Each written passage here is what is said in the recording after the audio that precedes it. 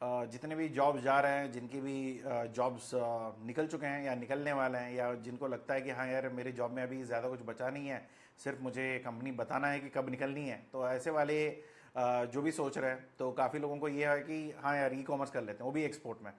तो काफ़ी सारी चीज़ें मुझे बताना है कि पॉजिटिव्स एंड नेगेटिव्स, तो आप डिसाइड अपने लिए कर सकते हो। देखो, पहली बात तो ये है कि नौकरी से तो कोई अमीर तो बनता नहीं है। हाँ, बस भूखे नहीं मरोगे ये गारंटीड है। बट और ये भी गारंटी है कि आपका जॉब गारंटीड नहीं है।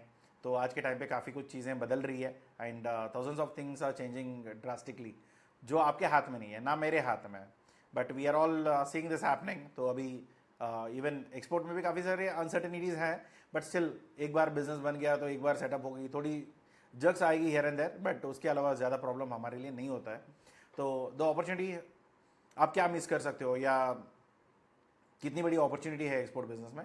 देखो, नॉर्मली क्या होता है कि जब आप ई कॉमर्स थ्रू करते हो ना, छोटे ऑर्डर्स कोई भी प्लेस कर देगा, आपको ऑर्डर्स आने में बड़ी प्रॉब्लम नहीं आएगी। बट आपको ये देखना होगा कि कितनी अच्छी से आपने लॉजिस्टिक्स मैनेज करी हुई है। आपकी छोटी सेटअप है, आप हाथ से बना रहे हो, इट्स एब्सोल्युटली फाइन। आपकी प्राइसिंग भी उसी हिसाब से रहेगी, इट्स वेल एंड गुड। तो ये सारी चीज़ें आप प्रॉपरली प्लान करोगे, एंड देन कौन सी मार्केट में बेचनी है, कितने प्राइस में बेचने हैं, कौन से प्लेटफॉर्म से बेचना है।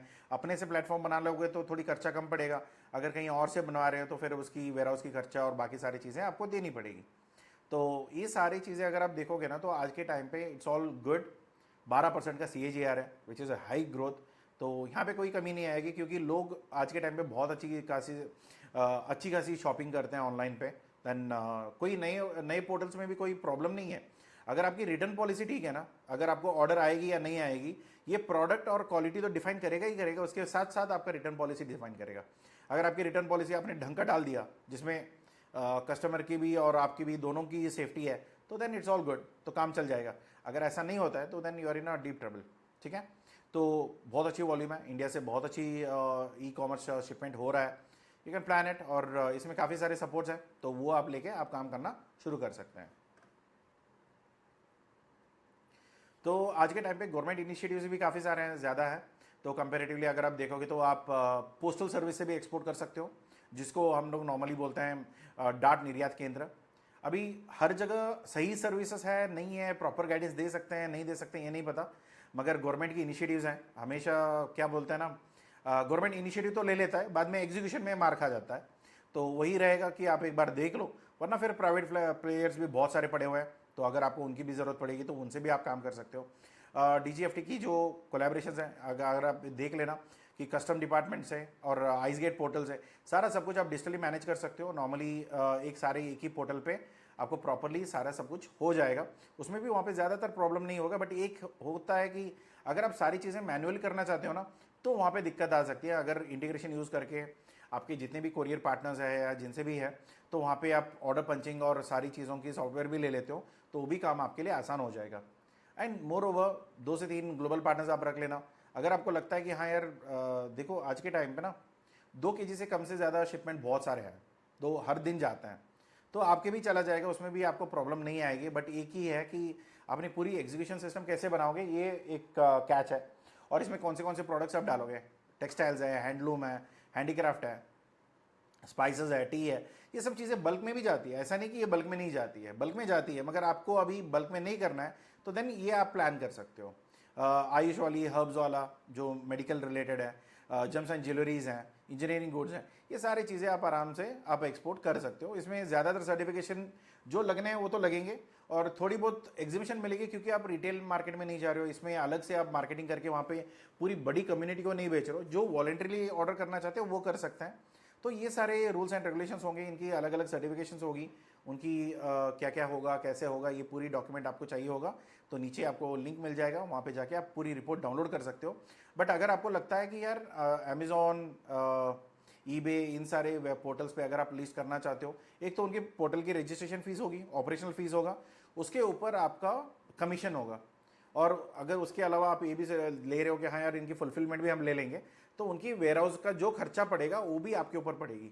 तो ये सारी चीज़ें इनिशियल स्टेज पे, अगर मेरी आप बात मानोगे, आप अपने वेबसाइट पे डाल देना, इंस्टाग्राम और फेसबुक वाली ऐड चला देना कि कौन से मार्केट में आपको ये दिखानी है, और मोर ओवर आपका नीश कौन सी है और आपके टारगेट ऑडियंस कौन है, ये क्लियर डिफाइन करो। और अपना काम शुरू करो। तो वहाँ पे जब चीज़ें एक दो ऑर्डर आने लग जाती है तो समझ में आएगा कि रिटर्न आ रहा है या कस्टमर का फीडबैक आप ले सकते हो किसी तरीके से, तो ये आपके लिए बेनिफिट होगा। तो देन आप डायरेक्टली अप्रोच करके उनको डायरेक्टली सप्लाई भी कर सकते हो। इसमें अगर देखोगे तो एक चीज़ आपको हमेशा ध्यान में रखना है कि स्पेंडिंग पावर कहाँ पे है, कितने हद तक स्पेंड कर सकते हैं। बाकी अगर आप लैटिन अमेरिका वगैरह आप देखोगे तो उतनी बड़ी मतलब उतना खर्चा नहीं करता है, बट वही है कि एशिया स्पेसिफिक में अगर आप देखोगे, यूरोप देखोगे तो यूएस देखोगे तो वहाँ पे बहुत अच्छी वॉल्यूम पे भी हैं, इंडिया वाले भी हैं। अभी देखो इंडिया वालों का सोच ये होता है कि यार बाहर जाने के बाद भी इंडिया जैसे ही हरकत करोगे, जैसे बार्गेनिंग करते हैं, गलत तो नहीं बता रहे मगर सस्ते में खरीदना चाहते हैं, अच्छी चाहिए मगर सस्ते में चाहिए।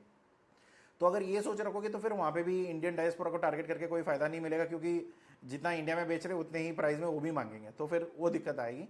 मगर आपके पास ऐसे कोई प्रोडक्ट्स है जो हर मार्केट के लिए अवेलेबल है, सिर्फ इंडिया को ही टारगेट करनी है, नहीं मुझे अचार ही बेचनी है, मुझे चटनी ही बेचनी है, तो फिर वो आपकी मर्जी है। बट ऐसे कोई प्रोडक्ट बना सकते हो जहाँ पे ग्लोबली डिमांड आ सके या वगैरह, तो देन ये टारगेटिंग आपका प्रॉपरली होना चाहिए।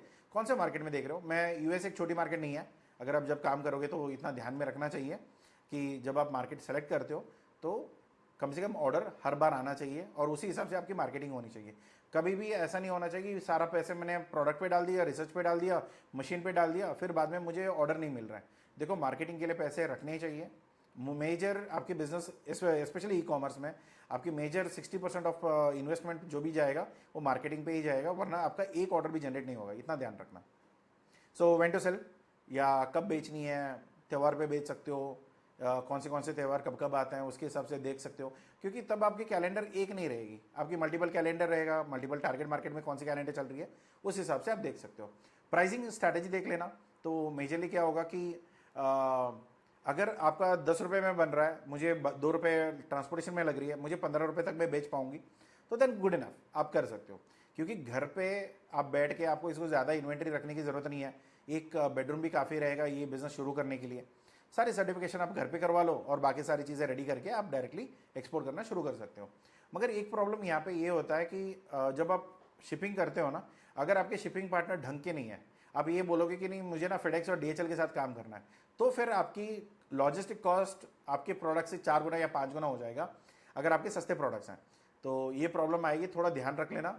एंड मोर ओवर जब भी आप देखोगे कि एक बेसिक स्ट्रैटेजी यूज़ कर लो, अगर नहीं आता है तो एआई मॉडल्स हैं, तो वो यूज़ करके भी आप अपनी स्ट्रैटेजीज प्रॉपर्ली बिल्ड कर सकते हो।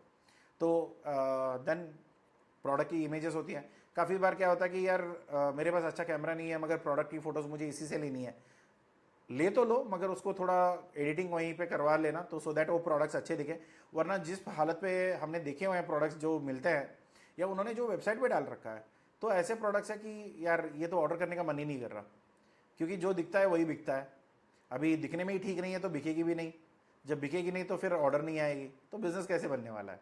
आपने नौकरी छोड़ दिया या नौकरी से निकाले गए या कहीं और नौकरी भी नहीं कर रहे हो और यहाँ पे भी ऑर्डर नहीं आ रहा है, तो फिर कहीं तो गड़बड़ चल रही है, तो फिर आप ज़्यादा दिन इस बिज़नेस में सर्वाइव नहीं कर पाओगे। एंड मोर ओवर आपको पैकेजिंग पे ध्यान रखना है, and if that can be worked it's well and good. यहाँ पे अगर आप देखोगे ना तो काफ़ी हद तक सर्टिफिकेशन, लाइसेंसिंग या ये सारी चीज़ें सेम टू सेम रहने वाली हैं। ऐसी कोई बात नहीं होगी कि सर मुझे ना ई कॉमर्स भेजना है तो मुझे कोई डिस्काउंट रहेगा, नहीं, सर्टिफिकेशन तो सारे सेम ही रहने वाले हैं, क्योंकि इंडिया की रूल्स भी सेम ही रहने वाले हैं और जो बाहर की कंट्री है जो इंपोर्ट करने वाले हैं उस कंट्री का भी कंप्लायंसेस डॉक्यूमेंटेशन सेम ही रहने वाला है, उसमें कोई चेंजेस आपके लिए नहीं होगा। तो पैन कार्ड आपको चाहिए, जीएसटी आपको चाहिए, प्राइवेट लिमिटेड कंपनी नहीं है तो भी चलेगा, क्योंकि ये ई कॉमर्स है, वन टाइम की बात होती है। ऐसा नहीं कि हर बार कस्टमर आके तुमको बार बार दिन में कम से कम 50 बार ऑर्डर प्लेस कर रहा है, ऐसा तो नहीं होगा। तो छोटी वॉल्यूम पे है, इतना कोई वो क्या है ना, B2B में क्या होता है कि एडवांस में लाखों रुपए दे रहे हैं, करोड़ों रुपए दे रहे हैं, तो फिर वहाँ पे भरोसा नहीं बैठता, या ये बोल सकते हैं यार ये बंदे को मैं कैसे पैसे दे दूँ। तो तब क्या होता है कि हाँ यार बैंक है, एलसी है वगैरह है, मगर ई कॉमर्स में क्या होता है उतना बड़ा रकम है नहीं, ज़्यादा से ज़्यादा 500, 2000, 10,000 का अंदर की मटेरियल होती है। अगर ऐसा भी नहीं है कि बड़ी प्रीमियम आप बेच रहे हो तो फिर आपको दिक्कत आ सकती है कि वो बताएंगे कि थोड़ी आपकी बैकग्राउंड चेक करके फिर ऑर्डर प्लेस कर सकते हैं, वरना वो प्लेस ही नहीं करते हैं, तो इतना ध्यान में रखना।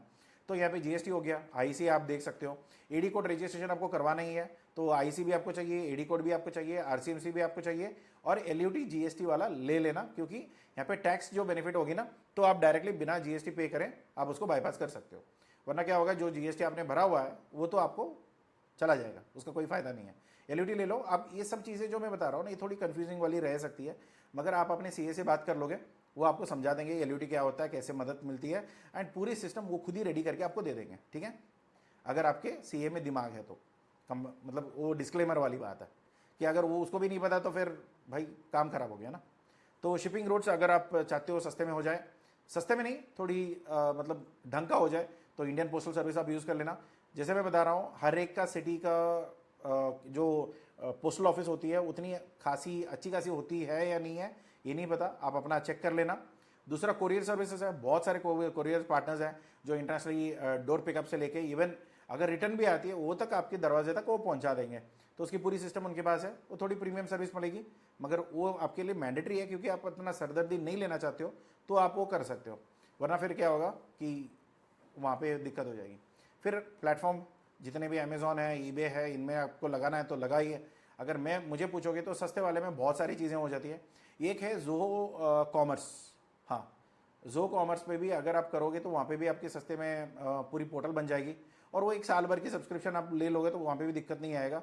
वरना लोग क्या करते हैं, शॉपिफाई वाले में जाते हैं, शॉपिफाई में काफ़ी सारी इंटीग्रेशन तो मिल ही जाती है, मगर महंगी वाली है।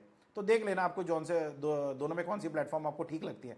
एक तो शॉपिफाई बेस्ट है, उसमें कोई प्रॉब्लम नहीं है, मगर शॉपिफाई महंगा है, अभी 2000-5000 मुझे महीने भर में खर्चा करना पड़ेगा। ये सब चीज़ें अगर आप देखोगे तो ज़ो एक अल्टरनेट ऑप्शन है, ज़ो कॉमर्स, वो भी आप यूज़ कर सकते हो। दोनों की लिंक मैं नीचे दे देता हूँ, वो आप क्लिक करके आप इनरोल कर सकते हो। तो पेमेंट ऑन कंप्लायंसेस, यहाँ पे पेमेंट गेटवेज आपको देना पड़ेगा। तो पेमेंट गेटवेज का कम से कम आप मान के चलो, इनकी भी चार्जेस होते हैं which is somewhere around 3%। International payment पे 3% आपको यहाँ पे खर्चा बैठेगा।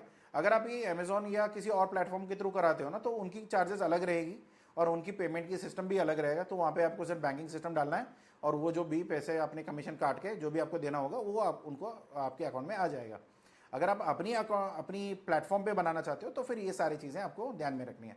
आरबीआई के हिसाब से आपको 9 महीने के अंदर पैसे आ जाना चाहिए, जब तक बच्चा आ जाए तब तक आपके पैसे आ जाने चाहिए। अगर गलती से भी आपके पैसे नहीं आए तो फिर आपको सेट ऑफ करना पड़ेगा बैंक में, आपका जो शिपमेंट बिल्स है और बाकी सारी चीज़ें हैं उसकी सारी कंप्लाइंसेस आपको मैनेज करनी पड़ेगी। ये अगर नहीं होता है तो देन उसके हिसाब से आपकी ब्लैक लिस्ट भी हो सकते हैं या पेनल्टी भी हो सकती है और बाकी सारी दिक्कतें भी आ सकता है। तो काफ़ी बार बैंक अकाउंट फ्रीज हो जाती है। तो ये सब चीज़ें काफ़ी बारीकियाँ हैं। ऐसा तो नहीं है कि हाँ यार जो चाहिए वो मन में कर लो, ऐसा नहीं है। ढंग से करना पड़ेगा, रूल्स एंड रेगुलेशन सेम ही रहने वाले हैं, क्योंकि यही दिक्कत है आपको। कंटेनर जब आप भेजते हो ना तभी भी यही रहेगा, बस फ़र्क इतना है कि यार क्वांटिटी कम है, शिपमेंट वॉल्यूम में आ जाएगा, इतना टाइम नहीं लगेगा कि हाँ यार B2B ऑर्डर आने में टाइम लगेगी, मगर यहाँ पे ऑर्डर के लिए टाइम नहीं लगेगा, आप डायरेक्टली बूस्ट कर सकते हो। तो यहाँ पे IGST रिफंड आ जाएगा अगर आप LUT ले लेते हो, वरना फिर जो शिपमेंट हो जाती है उसके बाद आप रीएम्बर्समेंट में ले सकते हो।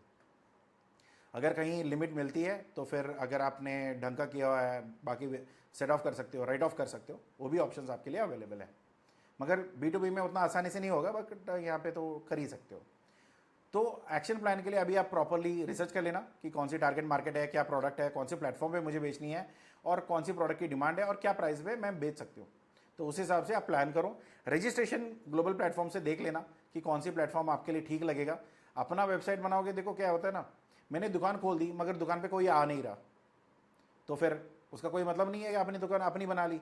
अगर मॉल में बनाओगे तो इतने सारे लोग तो घूम ही रहे हैं, कोई ना कोई आके तो ले लेगा। यही फ़र्क होता है अमेज़ॉन और आपकी खुद की वेबसाइट में।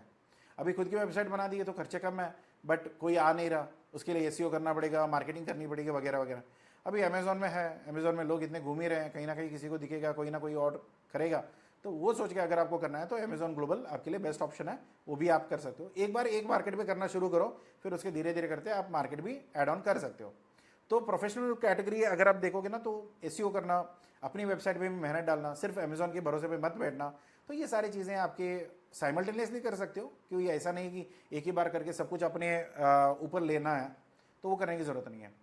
Right, set pricing strategy. तो यहाँ पे जो आपकी प्राइसिंग है, रिफंडिंग है, देखो प्राइस पे थोड़ा बहुत ऊपर नीचे चल जाता है। वहाँ पे कोई ऐसा तो नहीं बोलेगा कि यार आप ये इतना कम में क्यों बेच रहे हो, इतना महंगा क्यों बेच रहे हो, क्योंकि वहाँ पे कोई ऑप्शन नेगोशिएबल का नहीं रहता है।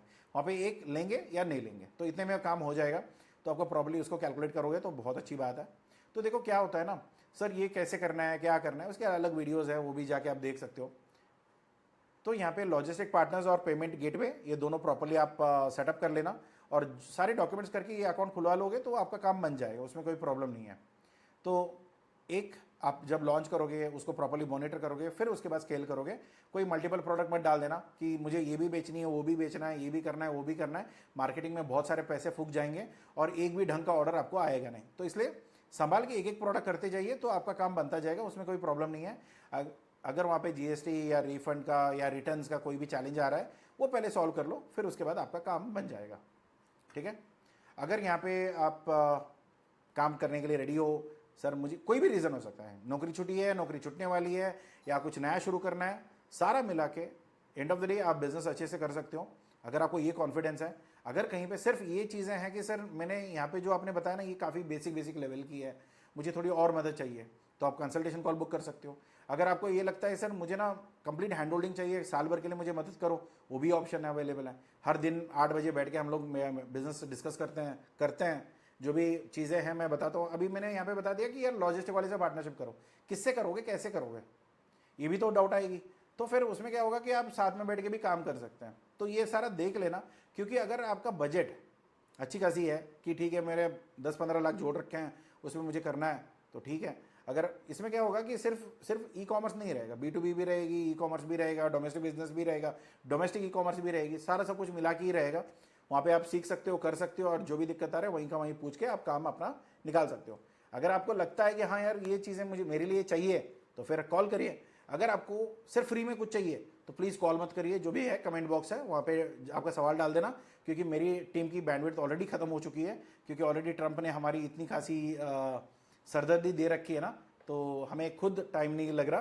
तो कभी भी आप फ्री एडवाइस के लिए कॉल मत करना, फ्री एडवाइस में कुछ नहीं मिलता है। फ्री एडवाइस के लिए अगर आपको कुछ चाहिए होगा तो कमेंट बॉक्स ही एक ही ऑप्शन है। उसके अलावा अगर आपको पेड चाहिए या कंसल्टेशन चाहिए या कोई कोर्स लेनी है या कुछ ऐसा है, या पूरा बिजनेस पर प्लान हमें देनी है, या पूरा ई कॉमर्स बिजनेस आप चलाओ, ये वाला भी है, तो पूरी एग्जीक्यूशन प्लान हमारे पास B2B के लिए भी है और B2C के लिए भी है। अगर ऐसा कुछ भी आपका थॉट प्रोसेस में है तो प्लीज़ कनेक्ट करिए, हम मदद करेंगे, साथ में बिजनेस सेटअप करेंगे और चलते जाएंगे, राइट। तो अगर इसमें कोई डाउट्स है तो प्लीज़ कमेंट बॉक्स यूज़ करना। अगर वरना क्या होगा कि अपने हिसाब से अगर मैं एक शॉर्टकट बोलूँ, आप कोई क्या बोलते हैं ना, ट्राई आउट करिए या कोई और कंपनी के साथ इंटर्नशिप कर लीजिए तो आपको चीज़ें समझ में आ जाएगी, तो फिर उसके बाद अपना लॉन्च कर लेना अगर आपको फ्री में करना है, right. So thank you so much for watching this. अगर कोई मदद चाहिए होगा तो कमेंट बॉक्स है, अगर पेड चाहिए तो दोनों प्लान्स अवेलेबल है, दोनों की प्राइजेस वहाँ पे है, आप कॉल करके बुक कर सकते हैं, डायरेक्टली मेरे से बात कर सकते हैं, या मेरे कोर्स लेके आप एवरी मंडे टू फ्राइडे 8 बजे से लेके मेरे साथ बैठ सकते हैं, जो भी दिक्कतें हैं सॉल्व करेंगे, साथ में बिजनेस बिल्ड करेंगे। 1 साल के लिए पूरी टाइम रहेगी, पूरा आपका बिजनेस सेटअप करके जैसे जैसे क्या क्या टूल्स हो सकता है, कैसे कैसे हो सकता है, ये सारी चीज़ें बताते जाऊँगा, वो करते जाइए, उसमें कोई आपको प्रॉब्लम नहीं आएगी। Okay, so thank you so much, take care, bye bye.